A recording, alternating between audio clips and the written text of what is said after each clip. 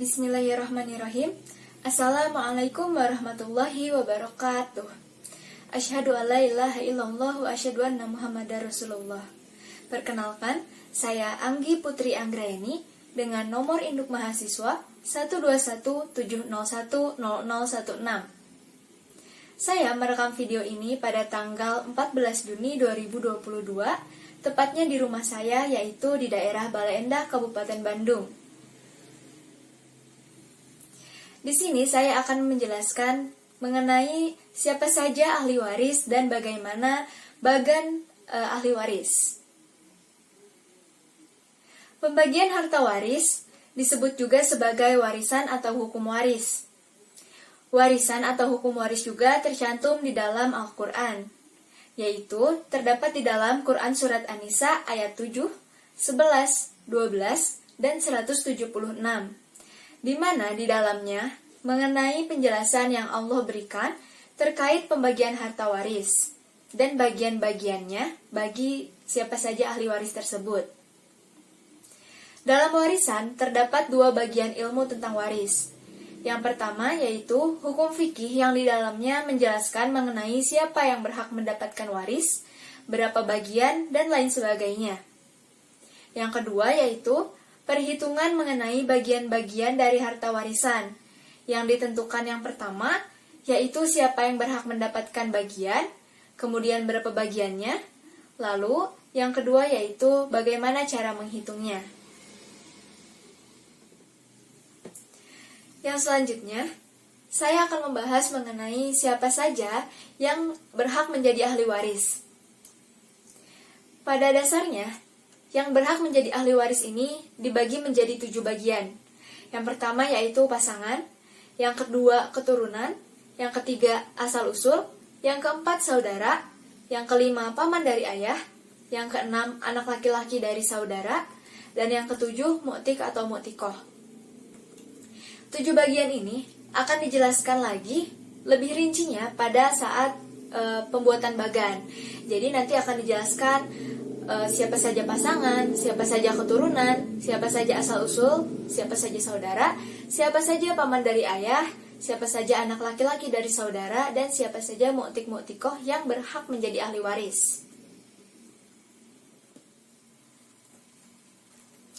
Yang selanjutnya, di sini saya akan menjelaskan terkait bagan pembagian ahli waris. Siapa saja yang berhak menerima warisan akan saya jelaskan pada bagan ini. Kita posisikan diri kita ini sebagai mayit. Jika mayit seorang perempuan, maka ia akan meninggalkan suami, dan suami itu berhak menjadi seorang ahli waris. Jika mayit ini seorang laki-laki, maka ia meninggalkan seorang istri, dan istri ini berhak menjadi ahli waris. Lalu jika dilihat kepada keturunan si mayit, yaitu anak-anak dari mayit, ada anak perempuan dan juga anak laki-laki. Keturunan selanjutnya yaitu cucu dari mayit, ada cucu perempuan dan juga cucu laki-laki dari anak laki-laki. Cucu perempuan dan cucu laki-laki dari anak perempuan tidak menjadi ahli waris karena jalur perempuan ini dianggap lemah. Lalu jika dilihat dari asal-usul mayit, yaitu ada ibu dan ayah dari mayit. Jika dilihat ke atas lagi, ada nenek dan kakek dari ayah mayit dan juga nenek dari ibu mayit. Yang selanjutnya yaitu saudara yang berhak menerima ahli waris, ada 3. Yang pertama yaitu saudara laki-laki kandung dan saudara perempuan kandung. Lalu yang kedua, saudara laki-laki seayah dan saudara perempuan seayah. Yang ketiga ada saudara laki-laki seibu dan juga saudara perempuan seibu. Selanjutnya, yang berhak menerima ahli waris yaitu ada juga paman seayah. Ada paman kandung dan juga paman seayah. Jadi paman-paman tersebut adalah saudara ayah. Selanjutnya, ada anak laki-laki dari saudara. Anak laki-laki dari saudara ini ada 4 yaitu anak laki-laki dari saudara laki-laki kandung, anak laki-laki dari saudara laki-laki seayah, anak laki-laki dari paman kandung, dan juga anak laki-laki dari paman seayah. Yang terakhir yaitu ada mu'tik dan juga mu'tikoh. Mu'tik atau mu'tikoh adalah seseorang yang memerdekakan si mayit jika mayit ini dahulunya adalah budak.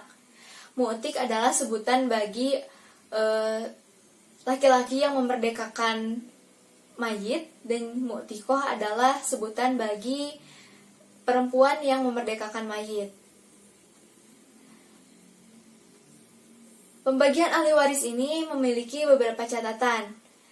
Ahli waris dapat mendapatkan warisannya apabila yang pertama yaitu hutang mayit sudah dilunasi, dan yang kedua yaitu wasiat dari mayit sudah dipenuhi. Jadi warisan dapat dibagikan setelah dua hal tersebut dilaksanakan. Untuk pembagian harta warisan yang masing-masing didapat ahli waris akan dijelaskan pada materi-materi selanjutnya. Jadi di sini cukup pada siapa saja yang dapat menjadi ahli waris. Cukup sekian yang dapat saya sampaikan. Mohon maaf apabila ada kesalahan. Wassalamualaikum warahmatullahi wabarakatuh.